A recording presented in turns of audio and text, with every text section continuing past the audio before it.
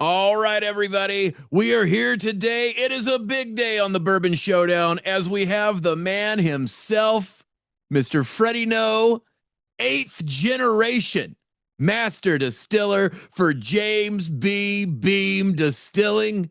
Welcome to the Bourbon Showdown, buddy. Thank you so much for the time today. Man, I like that, and thank you. I'm gonna have to come more often, or you're gonna have to follow me around to meetings. I like that intro.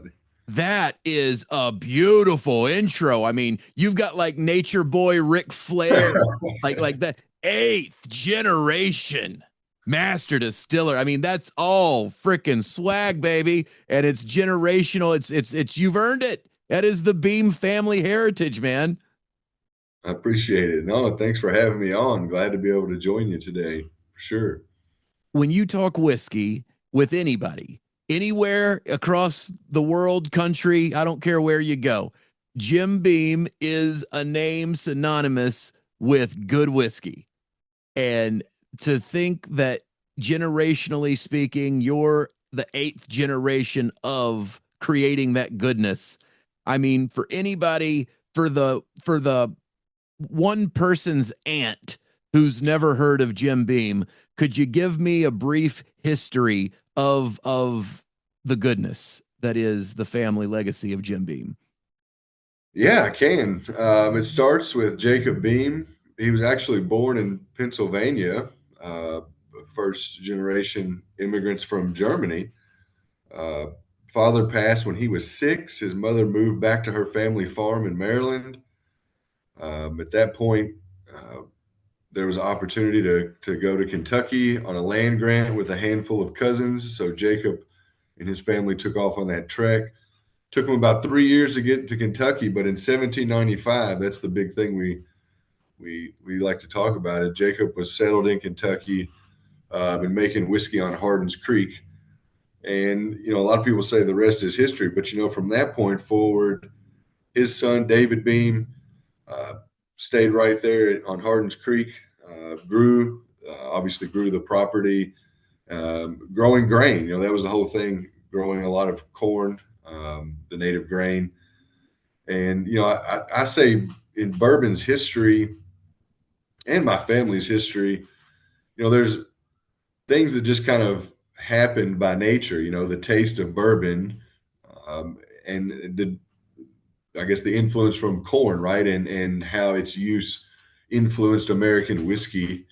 Um, and so, I think that's just a great part, right? In that early two generations, they were just making whiskey almost as a commodity, or sorry, as a farm task, right? Right, right. Extending the crop. That was the whole big deal. Preservationist. I say that a lot.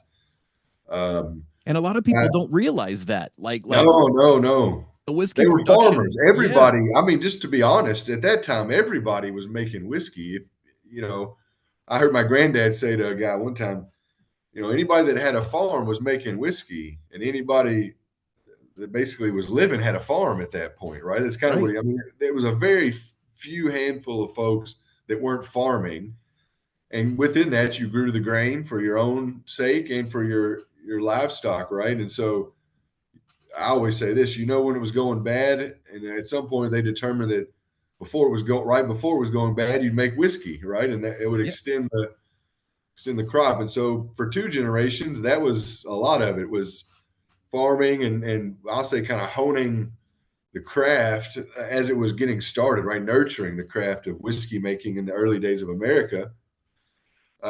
David's son, David M. Beam, had an opportunity. The railroad was coming through Nelson County.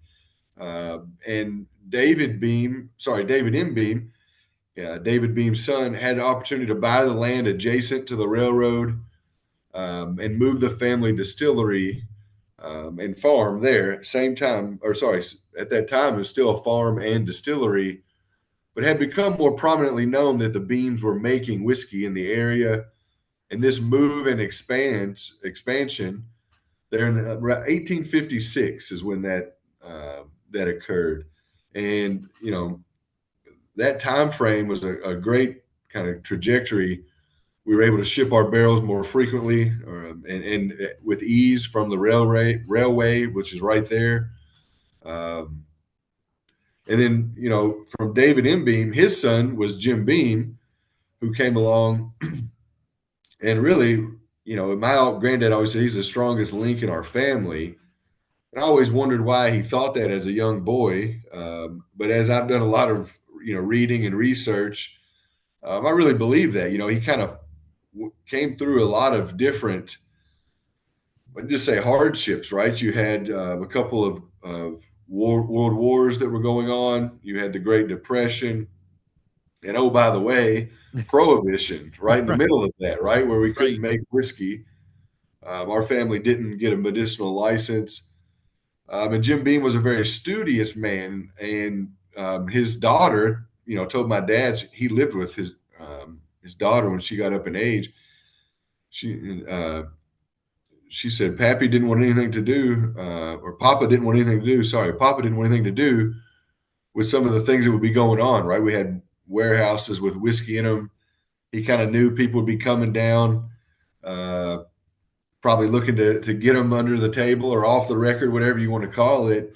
And so he sold the family farm going into Prohibition. Took up coal mining in eastern Kentucky, owned a citrus farm in Florida.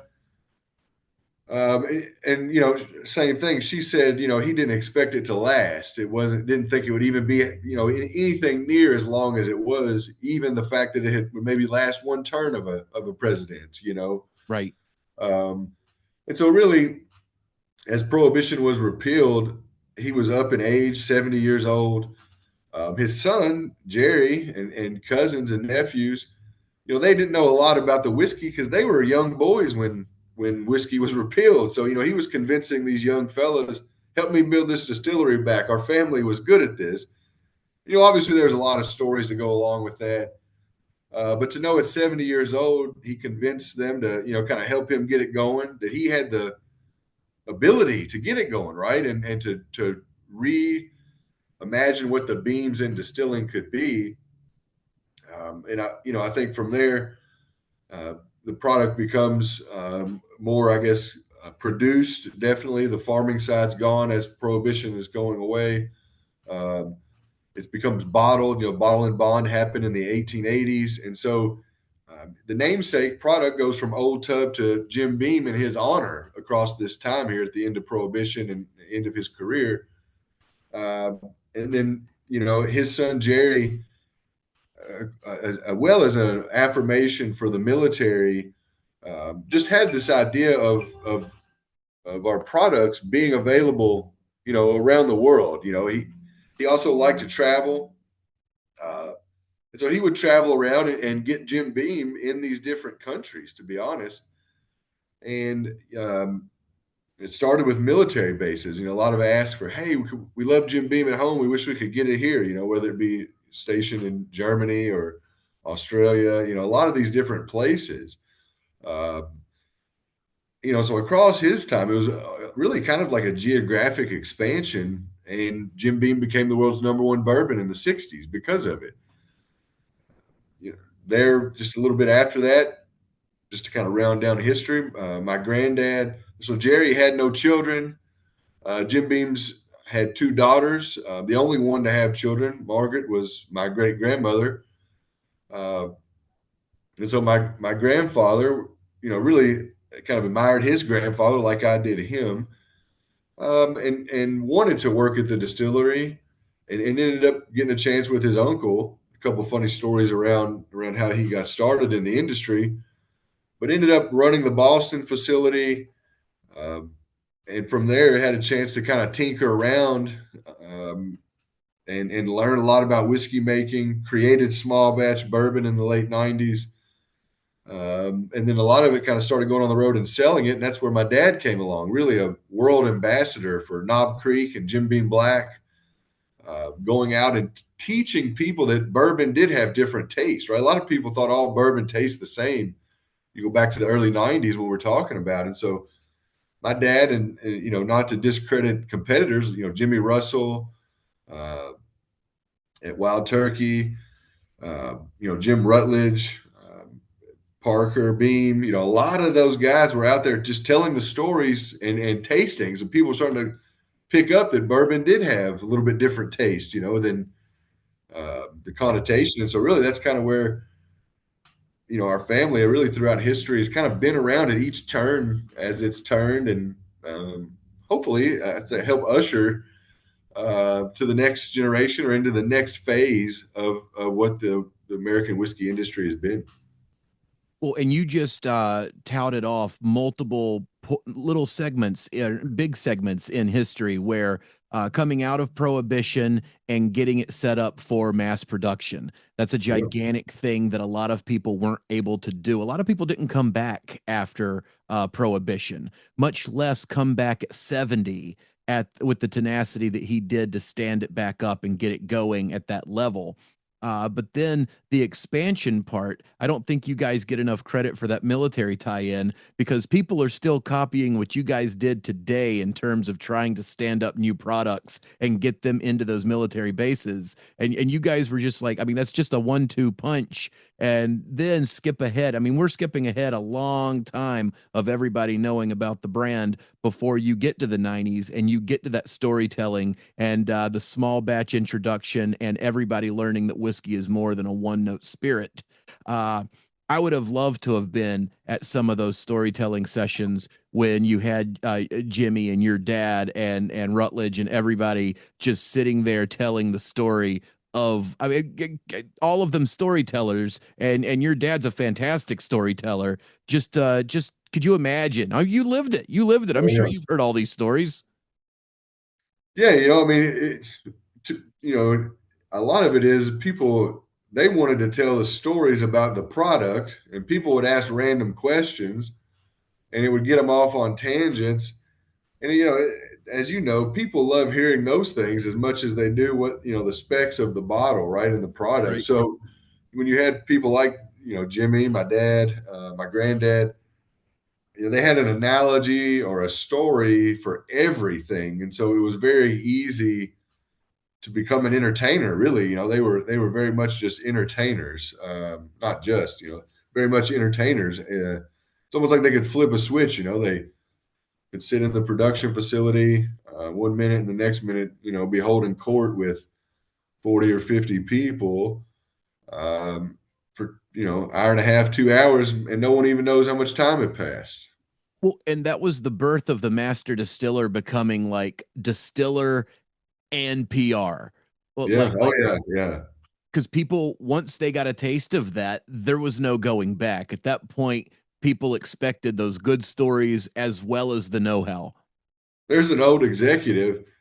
He took my granddad to a tasting at a distributor, and they're like, he kind of walked. I guess he had a phone call or something. He kind of walked in a little bit behind my granddad, was doing a tasting, and one of the leaders there looked at him and he said, "Hey, Mike, where'd you guys get this guy? He's good." He's like, "What do you mean, get this guy? That's Jim Beam's grandson. There's no bullshit there." Right, right. It just kind of blew his mind, and he's like, he kind of thought it was Bartles and James, and so to your point, once it kind of happened, it was the rest was history. You had these just amazing stories that needed to be, I guess, continued to be told more than anything.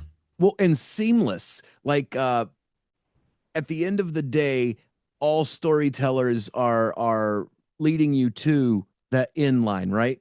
And whiskey went through some hard times, and I think when they all started hitting the road telling those stories, they knew that that in line was getting whiskey in hands and getting that imagination recaptured, and they did it through that volume. Like there is more to it than a one note spirit, and they told those stories, and that story got every part of that story is about the whiskey. Uh, Mhm. I've talked to you and your dad a couple times in person, and your father is able to seamlessly go like you don't see the magic trick. Like he goes from shaking your hand straight into the story that you're captivated by, and at the end of it, you're like, "Holy shit!" I feel like we're drinking Jim Beam as we're talking. I didn't even know this. When did this happen? We're just now just drinking the spirit and having a damn good time. Yeah, it's a unique talent that sometimes it's easy to just sit back. We're sharing a stage. He gets to go, and I just kind of get you a glass and just kind of sit back and listen. Still, it's nothing wrong with that. No, no, no, no. But I would love to spend some time on that early 90s. Yeah. The whiskey, there everything that people know about whiskey right now, a lot of that can be traced back to Booker's and Basil Hayden and Knob Creek and just bringing that small batch mentality to large production spirits. And it if it hadn't have been a larger name, I don't think the craft guys would have gotten the interest on their own without having that flagship do it first or really lead the way.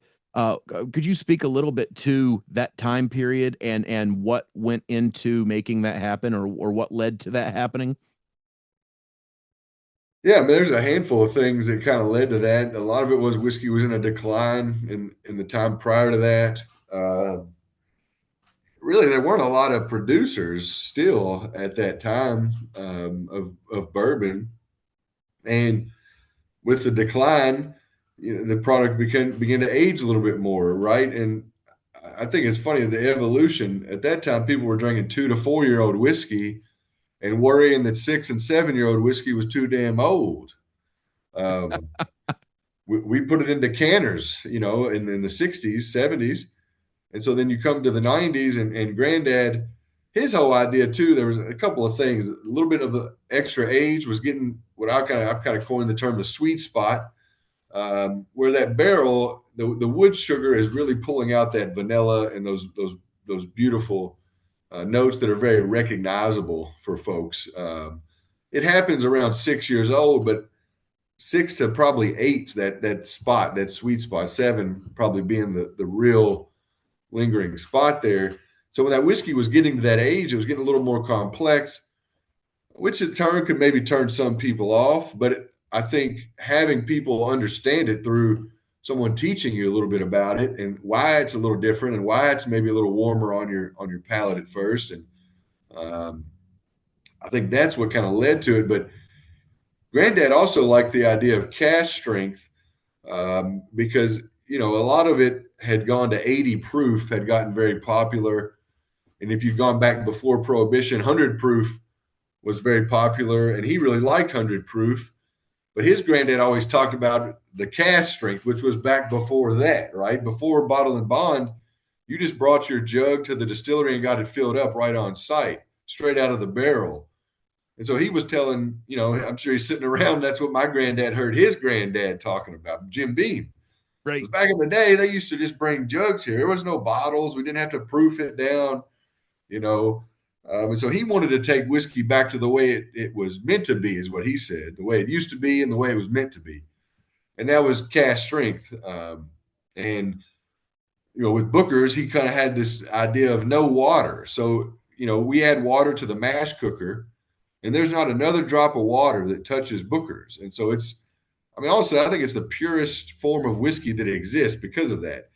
It's flavor kind of curated throughout the distillery, into the aging process, and then through the blending and batching of Booker's. And so that's what started. It was wanting to get back to cask strength, and give people whiskey straight from the cask.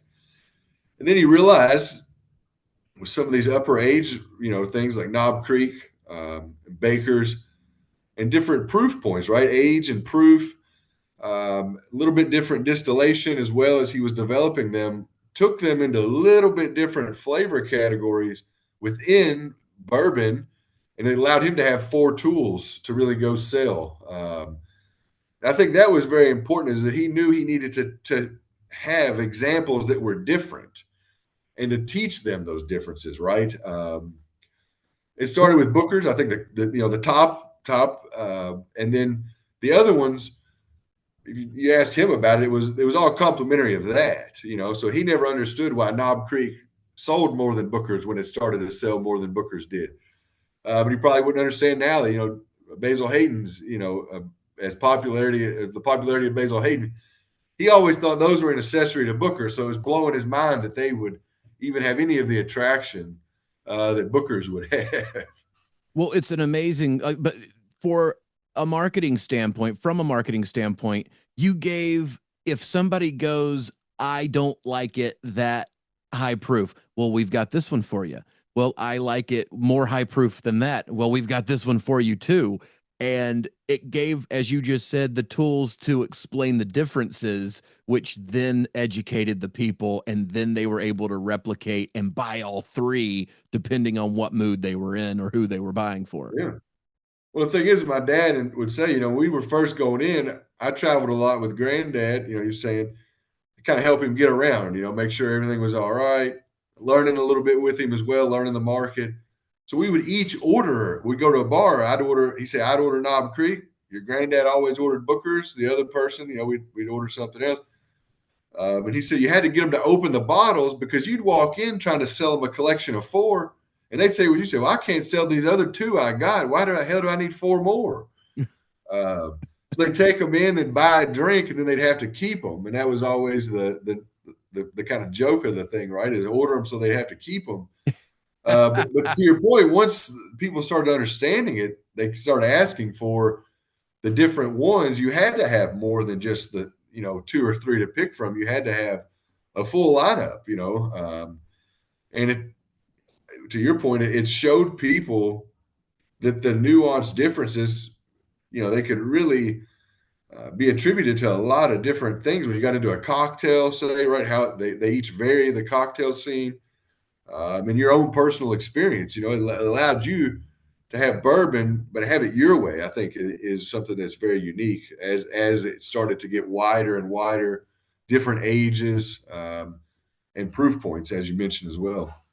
Well, and it made it interesting again, right? Like it gave the people something that recaptured the imagination, and it went in multiple different directions. I was talking to somebody. I was bragging on some people earlier that got this delicious KC 21 Knob Creek 21 year that we're going to be drinking here in a moment, and knew your granddad, and he said that he would always invite, if he invited you in for a drink, that he'd pull out this gigantic tea glass and he'd fill it up with Booker's, and he'd sit there and he'd sip on it and just say how you just this is good. Like I just Yeah. those are the stories like as he was telling me that story, just watching his face light up. You know what I mean? Like Oh it yeah. absolutely captured the people's imagination and made them fall in love with whiskey all over again. I think a lot of it is, and I've said this a lot, is if you can take the pretentiousness away from tasting something new. You know, if you've never had something and you're with your buddies and all of them have had it, when you try it, there's a little bit of a notion that occurs. They've already had it, so you either like it or you don't. You know what I mean? Kind of, it's very magnified in those moments. And I think when you get into a situation where you're with my granddad or even my dad, and they're just slinging the stories around and setting you at ease, it becomes easier to, you know, you're not trying to find something in the glass. You're enjoying the glass, right? And That's those right. things start to kind of come back to you versus, if you're tasting it, you want to make sure that Booker knows you're not full of shit. So you're trying to find something in the glass. It ends up getting tougher. You know what I mean? It's versus you just kind of let things happen. It becomes a good experience, and you learn something that you can remember, and that really takes you on a journey through whiskey once that happens. Generally, I think you hit the nail on the head. It's the art of whiskey, yes, but it's the art of whiskey and the science of the experience. Like you can't force it. There's nothing I've seen it, and you've seen it more than I have, where you just said it. They're trying so hard that they miss the point. oh yeah, yeah, Uh, yeah. been doing comedy for years and years and years, and an actual stand-up comedian normally does a shitty job when somebody at a dinner party asks him to tell a joke, because what we do is not that simple. It's Right. it's it's not a man walks into a bar anymore. I'm telling you a 15-minute story, and I'm leading you through that experience, that when we get to the end of it, you have that aha moment with me, and the magic trick is to make that look organic. You guys do the exact same thing. You take them on a user experience through the bottle, and at the end of it, if they get it, they get it. And Oh yeah. That's the conversation, not I get plum or I get dark sugar or brown sugar. That's not the point. The point is to connect and create that community of experience. Yeah, I mean, one thing too, I talk about this a lot when we're doing packaging. There's an experience, and it starts as you open that bottle. I opened up, poured a little bit of the Knob 21 as we were getting ready to get on, and opening the package, it's part of the thing, right? I holding the box. That's what I was going to say. Holding the box, uh, the little wood insert that you got to slide out once you get the clasp open. All that's to make sure the bottle gets there safely. But it's part of that experience, right? And um, I enjoy it from the moment that we do that. So as we're working on new products, that's something that I try to say is right. As soon as that person picks that package up, whether it be the liquor store as a gift or someone brought it over, and they start to open that bottle, that's when that experience starts, right? And you guys just went above and beyond on the 21, man. I mean, it is absolutely like you look when you crack this open, people think they're getting an award. Like when you break this out at a sharing or a whatever, however you're drinking it, all the way through to the crack. You were saying you pop it out, you pop the wood beam out, and then boom, you've just got this delicious. And I mean, look at the color of that thing, man. Oh I mean, yeah. it is just an absolute gorgeous piece of whiskey. That's what one thing is we were developing Little Book, and we ended up doing it obviously with the Knob 21 pack, with a handful of packages now. I love the color of the first chapter of Little Book. I wanted that box to have no back or front so that you could see that beautiful color. Ended up not working out, just kind of due to some packaging issues. We finally kind of cracked the code, and now the Infinite is in. As we launched it, it's in the backless box. But I just love that ability for you to kind of really see it. Hold it up in the light, and it just lets you know more about what you're getting in the package right away. Not that in a closed box isn't good. I see you got the lineage sitting there behind you. Uh, Oh yeah, I think the ability to hold it up and the light shine through it. It's that almost transparent exchange, right? As soon as you pick up the bottle, so it creates that connection. starts that experience. That's what I was getting ready to say. It starts that experience right then. Well, and we've talked about Booker's. Let's like, what was your journey into it? Like, you grew up in this.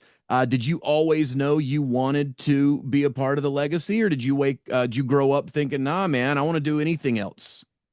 I mean, it's kind of an interesting journey, I would say. I knew what my granddad did these tastings. I knew of Jim Beam, but it didn't really click, I guess, till I was probably a teenager.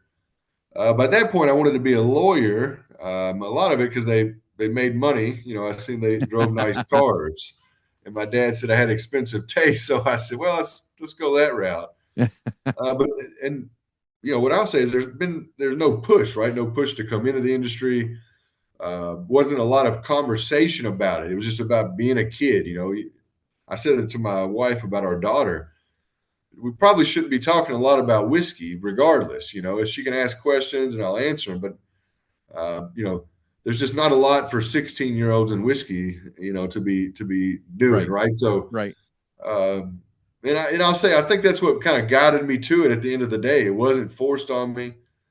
My dad always says there's Freddie's way. It don't matter. You could do it another way, but if it can be done Freddie's way, he's gonna do it that way. Um, and so it's kind of one of those things, right? If he'd have said you need to do this, I'm not gonna say I wouldn't have done it, but it probably would have been a hell of a lot different than if he would have said that or not said it, which is what happened. And I just kind of naturally got back into it as my granddad passed away when I was 16. I met a lot of people at his wake, and they just shared stories of their connection to him or the whiskey of our family and how important it's been to their career, their life, their family, multi generational families.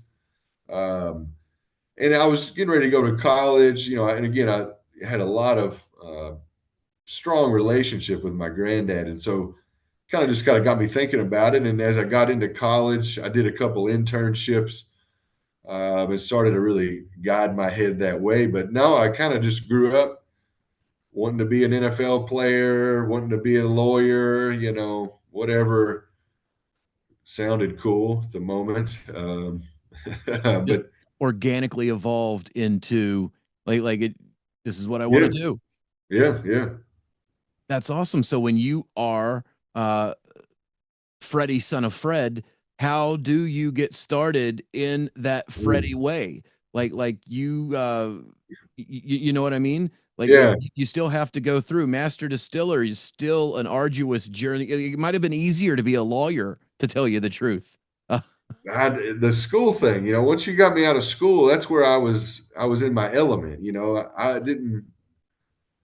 I guess, well, once I understood that getting through school would get me to what I needed, which was the opportunity to learn, the art of whiskey. right? I started to I guess I'll say deal with school, but before that, it wasn't kind of the way I like to learn. I guess right, more hands on, more kind of walking about, seeing things in application. So as I got those internships, the first one, uh, I went to marketing in Chicago. Actually, our office was in Chicago. Did a marketing internship for a summer there, and I enjoyed it because I got to see so many different elements of uh, activation, right? Brand activation, Right. really on Jim Beam specifically, Jim Beam and Jim Beam Rye. Um, and then I came back to school, and then the next summer I did an internship at the distillery, and I spent a week in each department, and that one got me very curious kind of about how that worked, right? I learned a little bit about the distillery. Then I learned a little bit about the warehouse, a little bit about shipping, receiving, bottling, and packaging. Um, and so Was I this a was just guided very, hand? Was that a guided hand? Because it seems like you were learning things that you needed to learn as you were well, going through I'll this. be honest, I wanted to learn the distillery, but I guess what I'll say is the distillery isn't standard, what I call mainstream manufacturing. It's a little more laid back. It's not as uh, assembly line style. It's kind of it's a little different, and I didn't understand that at the time. And that's where they kept. We want you to learn manufacturing. I'm like, well, hell, what the hell's the distillery? That's manufacturing the whiskey.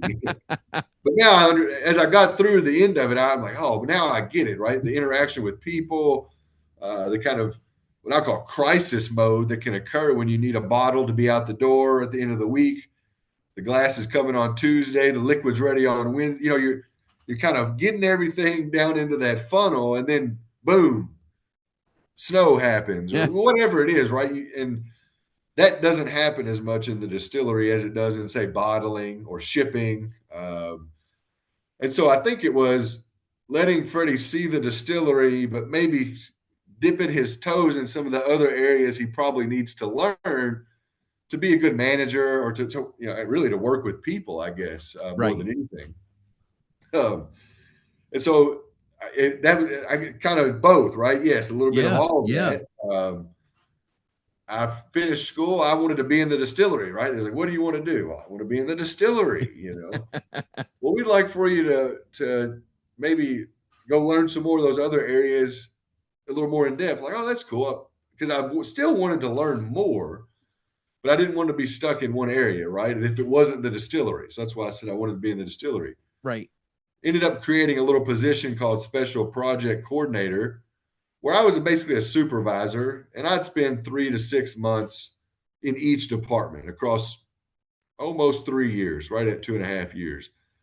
And so that was 4 months in the distillery, 3 months in the warehouse, 6 months in bottling, 6 months in shipping, um, pepper everything else kind of in between. And so that's where I started to really understand the process a little bit, really, I'd say to a T, of the end to end process, and the kind of intricacies that made it work, I guess. And as you were going through that, were what were like, did you have that long-term goal top of mind? Did you see like now that you're there, it's easier to look back and see that you were getting ready for it. But did you have that goal or were you like, all right, I'm learning and we'll see where this goes? I mean, honestly, I wanted to be a distillery supervisor. I thought that was the best path of success in distilling, right? In my family's history, I guess. So, um, everything that kind of guided me away from that, I tried to guide myself back there. Um, and, but I definitely looking back on it, I think I was trying to just get through it. Let's be honest with you. I was trying to get through those things to Yeah, get to yeah, the yeah, yeah, yeah. distillery. Yep, yep. If that makes sense, that It it was does. almost like I had a little blueprint. I look at it, like 3 months. All right, then I'd go to somewhere else. And what I'll say is I was doing that, and I guess it was kind of helping me get through it. But a lot of it is people would quit, take new jobs, get promotions, and so the structured thing I had wasn't as structured as it started. Right, it started as 18 months. As I said, almost went to 3 years before it was kind of the full completion. And so, in a way, I knew I was getting closer to the distillery. But then, someone leaves and they don't backfill the job. And I'm like, well, hell, Freddie's the shipping supervisor now. So that was kind of part of it too. I knew that if I got to receiving, for say, when I left shipping, like, one step closer, who knew when I was going to get there? It was just kind of like a journey. But eventually it was going to happen. You saw the piece, like you just let it happen organically, but you saw where the end result could be. I don't know that it was going to necessarily. I mean, I would say there was a couple of opportunities where if I would have said that I was okay with the other opportunity than the distillery, I may have never went to the distillery based on some of those situations. But I just always felt like, I love to cook, and I always felt like that's where the cook belonged, was in that kitchen, and that's where Right. that, if it's hard to go sell on to be a waiter. You got to know what goes in. If you really want to sell a dish, you should know what's in the dish, right? That's So right. That's right. that was always in my head of I need to be there. Yeah, again, I learned a lot in those other areas. I'll say it helped me probably. I love the creative side now, working in innovation, and and blending, obviously still new whiskeys, but on the packaging side, what's new? What can we do? How can we enhance that experience? I'll say my time in bottling specifically, and a little bit even in receiving, it kind of helped guide me into understanding about the do's and the don'ts of like getting creative, maybe a little too creative, right? What's too creative in a manufacturing facility? So Right. those things, I mean, they're almost invaluable, to be honest with you. Well, it's Sometimes it's important to probably know. intimidating. You got packaging engineers, and there's a guy you've never even talked to who coincidentally happens to know a little bit more than maybe you do about certain things, but it was because I lived out the development of it. And Right. Right. uh, but it helps more than it probably hurts. I don't know. We could take a poll and see, but I think it helps more than it hurts. I'm going to stick to it anyway.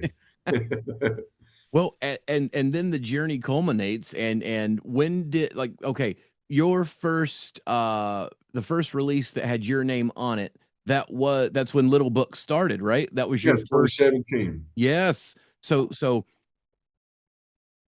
everybody knows Booker's. How did you take Booker's to Little Book? Like, what was the journey there, like, that led you to this Yeah. product that has, because I mean, it's a hard thing to stand up next to. And Little Book, each chapter has been delicious whiskey that I think paired well with the heritage behind Booker's itself.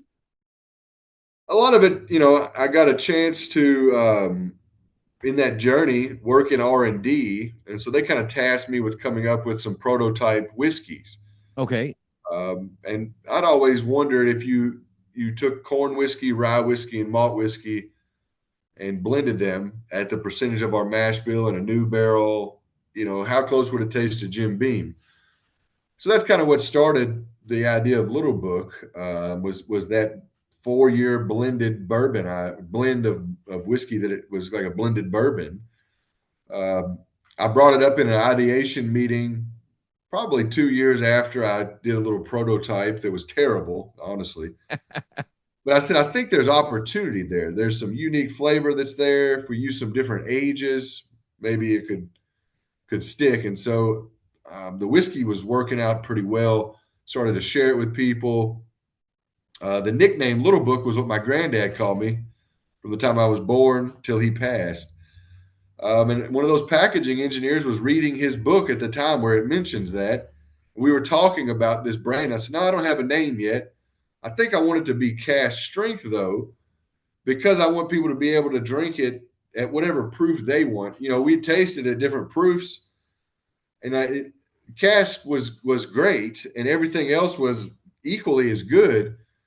So I just kept saying, why would I not let people try it how they want, how they could, right? However they wanted. That's what Granddad talked about a lot.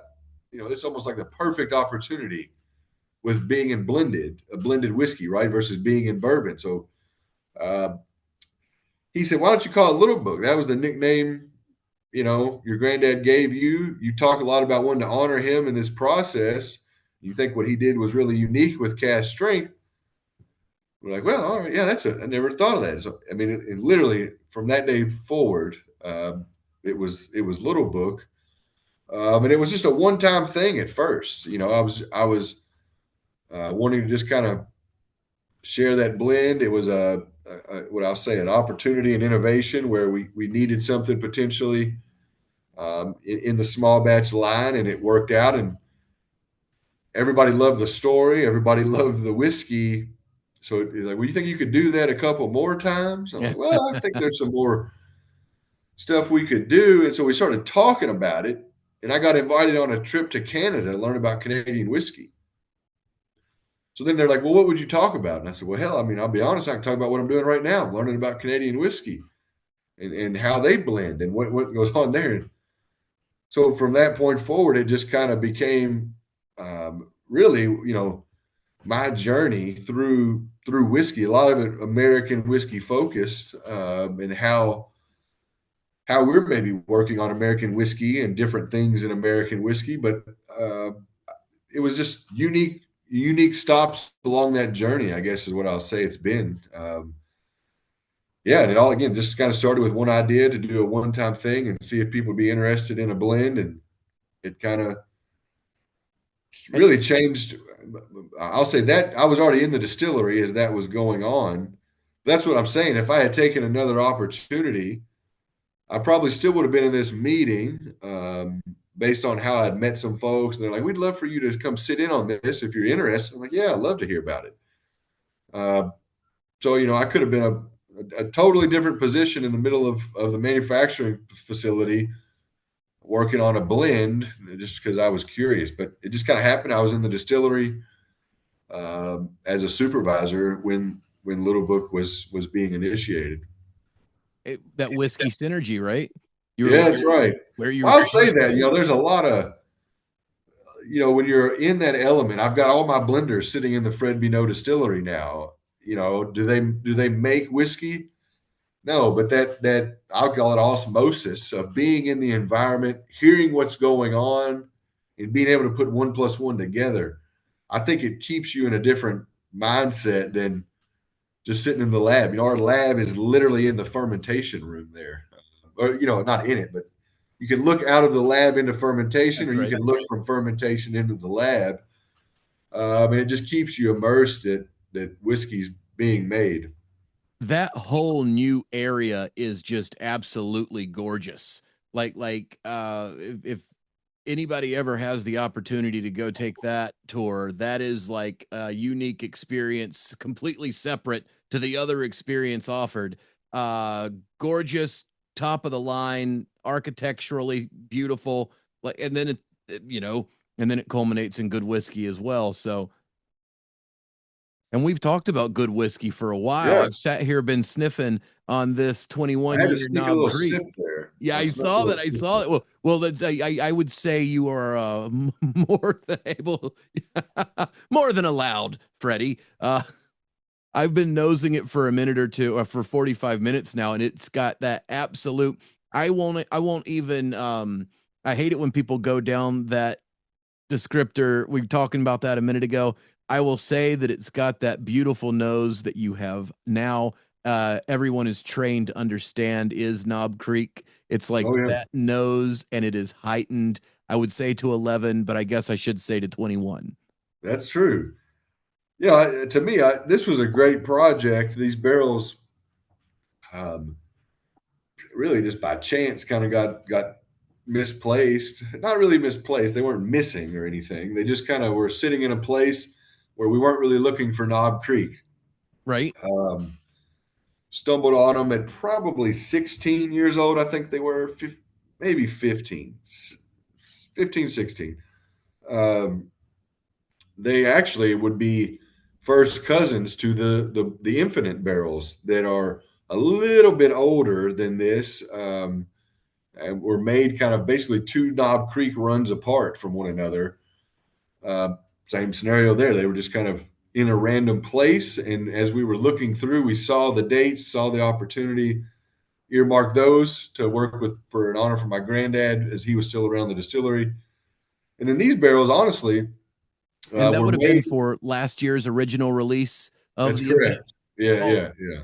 all right. Sorry, whiskey people. I got to hear this story first. That just the idea behind it and the concept for it moving forward. Could you talk to that because it's such a cool idea and such a delicious product. I have Well, ADHD. Everybody, I've got whiskey ADHD right now. so I don't know, it's chicken or the egg. We were looking for upper age Knob Creek barrels to maybe push to a new age statement. We had 18. Um, there was a goal of 20. I wanted to do 21. I thought 2 years would be silly if we could go to 21, given we've already done 12, 15, 18. Why do 20 if it can be 21? And so we were looking around, got some samples in, as I mentioned, these dates of the lots that came up, the lot of barrels that came up. I just remember a lot of it being the November timeframe, because that's when I was spending a lot of time with my granddad. And when they told me, I was like, "Oh wow, my granddad was still around the distillery then." And so we blocked those barrels with the barrels for Knob 21 that happened to be really from February, which he passed in February, through April of the following year. We blocked all of them so that we knew we had this upper aged whiskey, good taste. Um, the ones that were, actually while he was still around the distillery, we weren't really sure what to do. They were Knob Creek, but we wanted to honor my granddad because he was still a part of the process of making those. So we just set them and not so much forget them, but didn't know what we were going to do. I'd always wanted to do like a progressive blend on Little Book where you didn't have to have them all, but if you had more than one consecutively, you could kind of see the evolution of whiskey. Um, I don't remember how it came up. That idea came back up. Another fellow said, "What about those barrels of your granddad? We could incorporate that Solero uh, idea and maybe do your progressive blend as well." And so we kind of wrapped it all into one right then, and thought, okay, let's look at that. Didn't know it was going to be Little Book. We just thought let's do some kind of ability to keep this liquid alive with a Solero. Just let And it take you where it needed to go. yeah, so we started working on it, and it just fit Little Book to almost to a T, kind of what the idea was, right? A blend, yada yada yada. There it is. Right, right. And so like, well, why don't we do it? And I'd never had everybody. I do a blended whiskey, so everybody was like, "What? Freddie doesn't have a bourbon." And so I just kind of thought, at least for now, we'll keep the Infinite as a bourbon, and so it's kind of a blended bourbon. And it's the backbone of it. It started with those 21-year-old barrels that were 21-year-old Knob Creek barrels, not these 21-year-old Knob Creek barrels. Um, we used part of them last year. This year they were 22, so they were 22 years old in the Infinite 2. Next year we have some more. They'll be 23 in the Infinite 3. And then holding back about 30 to 35% of the blend, they're about 30% of the first two blends. So they are a substantial part of what you taste. in this. Then we're kind of using. I've used a 14-year-old Knob Creek, some 16-year-old bean barrels, some 8-year-old extended fermentation Jim Beam barrels that I had been eyeballing as well. Again, just trying to build a little bit of a what I'll kind of like build some flavor around those beautiful 20, 21, 22, and eventually 23-year-old casks. Now, when you're working with that age statement, what are you putting with it to round out that volumatic flavor? Because the beauty of those offerings is that you get different things from them throughout the entire process of drinking it. Like Oh yeah. you'll start with this, and then it'll kind of wash over to something else, and it really is just beautifully artisanal whiskey. What do you put with the 21, 22, 23 to create that volume? I think the biggest thing is first you got to taste what you're using as the highlight, or what what kind of what are you working with, just period, right? I think Right. that's step one. Um, Obviously, as we taste this 21 year Knob Creek, you're in the same realm, right? Of flavor. It was made the same way to Knob Creek standards off the still, aged in the Knob Creek age restriction area, so not the bottom or not the top floor. Um, and I mean, a lot of flavor coming from the barrel. I get a lot of cherry note that comes off, um, and so the first Infinite was about taking it maybe back and bringing more of those sweet notes in. And so we were using some of these really nice Knob Creek barrels that had this like almost creme brulee note, to me, just beautiful, to kind of bump up the viscosity a little bit, in my opinion, as well.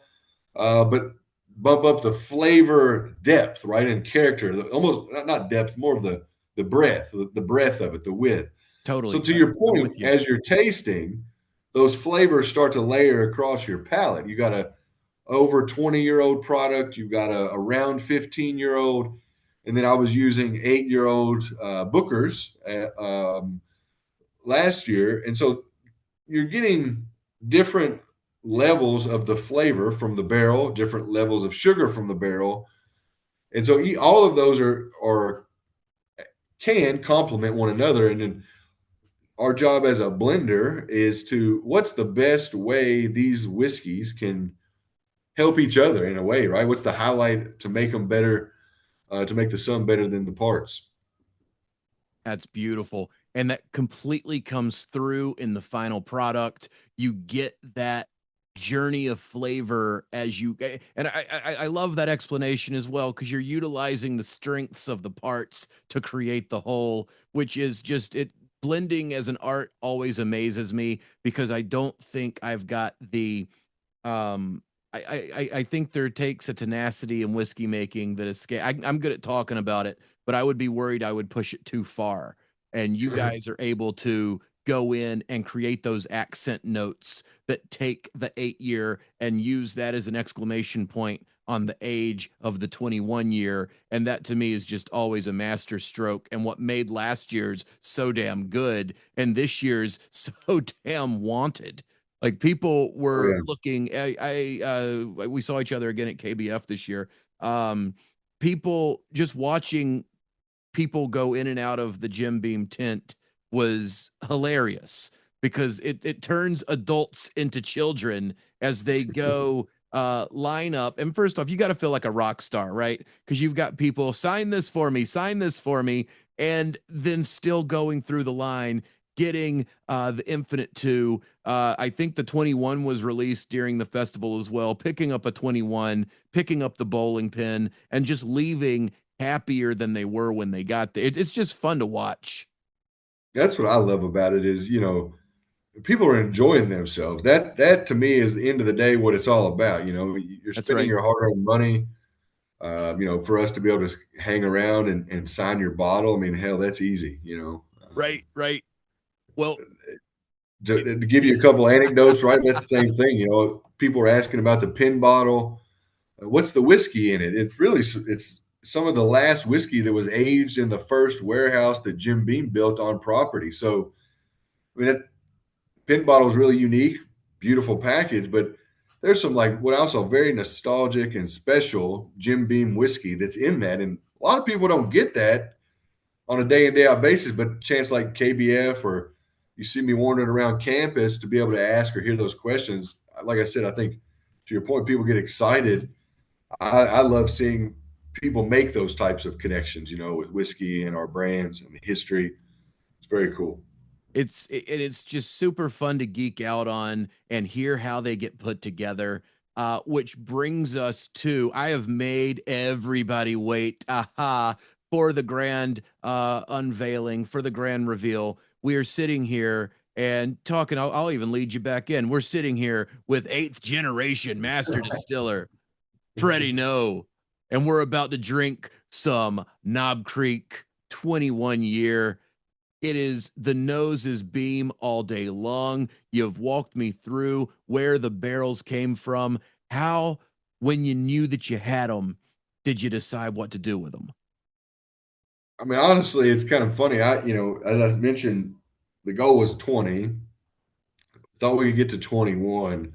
I ambitiously wanted to go higher than that, but we just thought we've been watching them, tasting them on their birthday, and just trying to see. We said there's a lot. How much legs does it still have? Right? Can it go another year, 2 years, 3 years?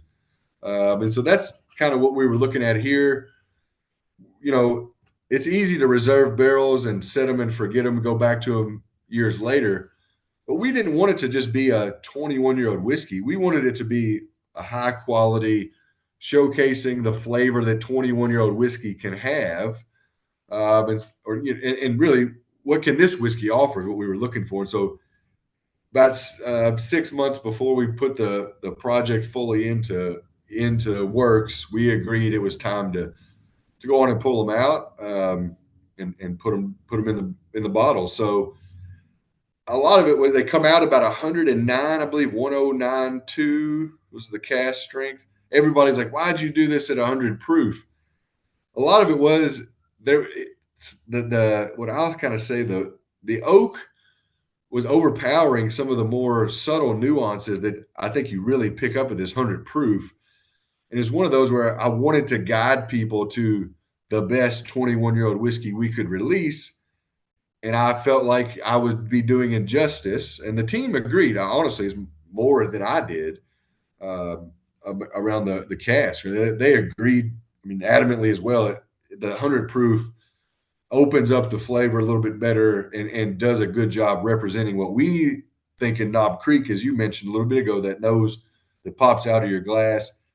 Um, just We thought that 100 proof, it was really living up to that standard, I guess, for lack of a better term. And so a little bit of water, obviously, right, just over a little under 110 proof at cask to be able to bring it down to the 100. But I do think I think we really hit something with that locking in at 100 proof, because it's just a great profile that a lot of people I think have been, I think, very fond of, to be honest with you.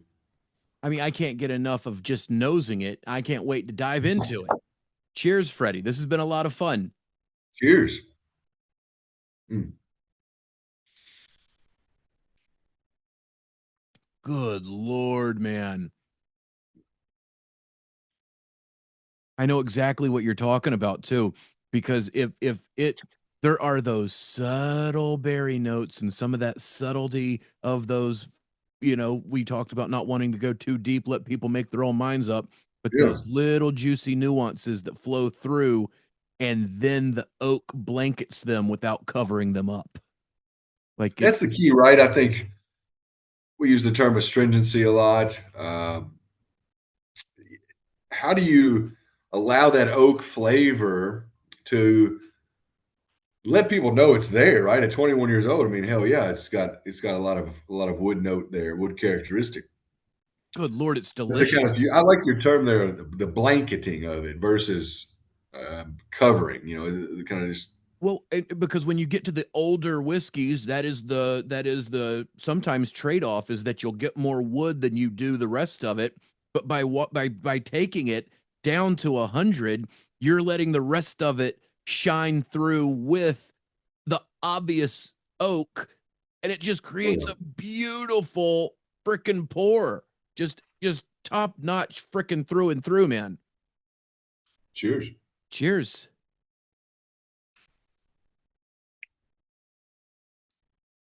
And then the drinkability on top. Oh my God, it just keeps going, doesn't it? The And that drinkability. was the other thing, right? Is like Oh my God. with one sip, it kind of keeps you curious. The second one, you didn't want it to again go into that over oaked notion. It can do that. So it's about the ability to keep it layered and really let those barrels really shine through as to what a 21-year-old can taste like. And I was extremely pleased when we got there. Well, that second sip is a complete beam bomb.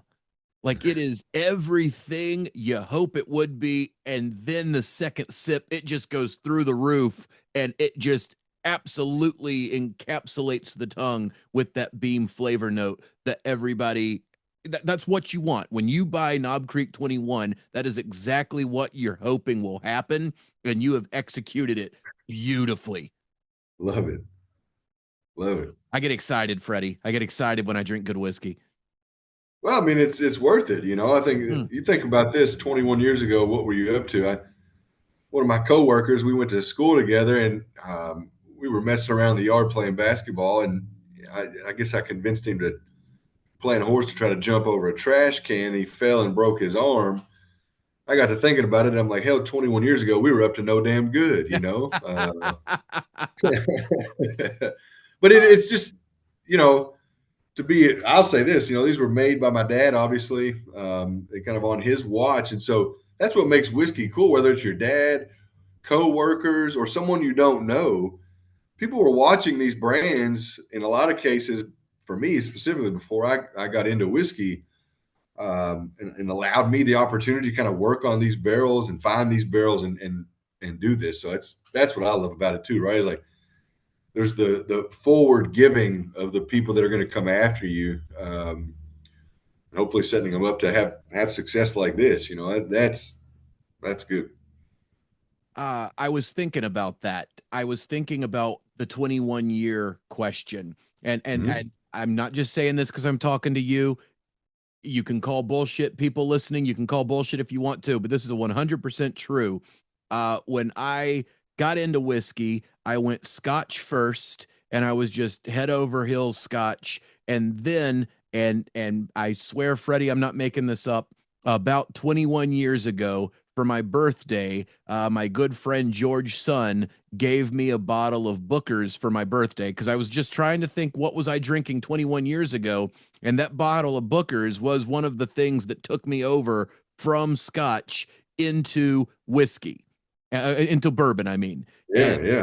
and that's no bullshit. That's just the way whiskey works sometimes, that we're sitting here drinking 21 together today. And 21 years ago, I'd have probably been popping my first Booker's. That's pretty crazy. I mean, it. I think that's what Whiskey makes synergy, man. aging spirits. I think that's what makes them unique, right? Is like there's always an opportunity to connect to something that has already occurred or connect with someone else through that same scenario. So I think that's what makes the whiskey community so unique. Is it's almost yearning for connection because of that, right? You know, you get together, tell that story, right? I asked my buddy, he works in the distillery. I said, "Hey, we're having this little friendsgiving event. Would you mind to get up there and just talk about what it means to be an employee?" And he heard me talk about that 21-year-old, so he told that little story, right? And people they thought it was hilarious for one, but Yeah. uh, it made a connection, right? It gave more people a connection. Of, wow, these people kind of grew up together, right around here, same area, same little town, um, and I think that's it's really cool. Age statements or products, those types of things can, like I said, just set you up for connection, for That, lack of yeah. term. I mean, community is what this whole thing's about, right? Like everybody gets together, we share spirits, we imbibe, we talk about what we're getting out of it. It takes all of the stuff that people talk about that they argue about. Like whiskey sort of cuts through all of that, and you're not worried about where you sit on what. You're just enjoying a good pour, having a good conversation with somebody where the rest of it don't matter for a minute or two. My dad says that a lot. He's like, people in conflict, you just give them a glass of whiskey. A lot of things might change to the right. And I thought, hell, it it, might go one way or the other, right? It's probably going to go one way or the other, either way. it calm them down a little bit, that's for sure. But then it might Right, rile right. them right back up. That's right. It might be a quick turn. You might be shooting back out into orbit. Oh man, this is the philosophical whiskey here, Freddie. Just one sip, and all of a sudden we're fixing the world's problems. See, I mean, well, it's all whiskey's philosophical, if you ask me. Shit. That's right. That's right. Well, oh my God, you have been so gracious with your time, Freddie. This is the whiskey's so good. I from all the way from Little Book to the Infinite 2 to KC 21. The Knob Creek 21, it's hitting North Carolina if it's not already, like right now. And it is such a delicious, freaking balanced pour of what you want when you go for a Knob Creek and you go for a Beam product. Thank you so very much, Freddie, for coming on the show, giving me so much of your time today. I'm actually in Louisville this weekend. I might have to run by the distillery and just to experience that again, because everything you guys got going on, especially now that you've got that new heightened experience that you have around back there, absolutely wonderful. And I can't thank you enough for your time. Yeah, no, definitely. Thanks for having me on. I have to say, our yeast, we've been propagating yeast to a recipe since Jacob. I've got a handwritten one from Jim Beam coming out of Prohibition that he handwritten. We've used that yeast to propagate our pizza dough as well. So if you're on site, you want to come by, I definitely recommend stopping at the kitchen table at the top of the hill. Grab you a pour of Knob 21 and a slice of pizza. It's pretty damn good, I'll have to say. All You might right. see me there. Me and my family, we come in a lot on the weekend just to grab some food. All right. My producer, Jason, guess what we're doing on Saturday? As we make our way up to down, we're going to stop at Jim Beam and we're going to get ourselves a slice and a pour. And I'll tell you, I'm looking forward to it. Hell yeah. All right, Freddie, thank you so much for your time, sir. I hope to do this again someday. We didn't even get into the stories. We started talking whiskey. We didn't even get into any of those good old stories you've got. So next time, Agreed. maybe we'll grab your dad and the three of us will sit down and crack a bottle and have some fun. Well, you're trying to slow it down even further. Hell, you're going to bring him around. We ain't going to get through two or three things, but I like it. I think we can do it again. That's easy. I Thank love you. it. I love it. Thank you, sir, so much for your time. Cheers. Cheers.